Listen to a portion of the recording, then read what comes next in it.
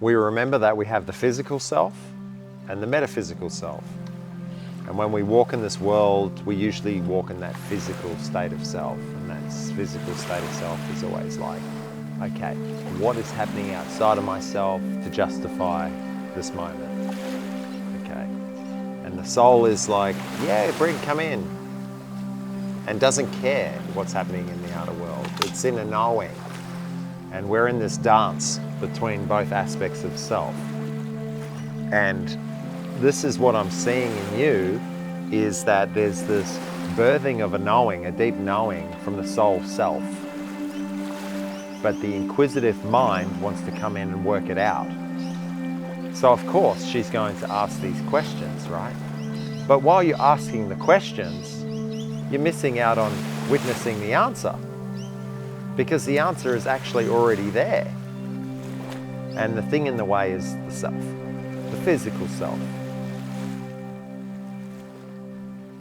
It's a challenging path, self-realization, because it brings identity into question. Then you realize that identity is illusion. And then you go, but that's my whole life. I've built a whole life around my illusion. You know, my family, my lifestyle, all that kind of stuff. And then you're like, oh, well, can I live without that? Or I don't know. Yes, I can. I can live without it. But do I have to live without it? And that's the burning question here for all of us, is like, you know, can I actually land both? Well, if you look at it through the soul's perspective, your soul has already decided the path of you as an identity. So what does that mean? That means that yes, of course, there are some things that may have happened through experience or decisions that you've made that have deviated you from the pure presence of the soul self.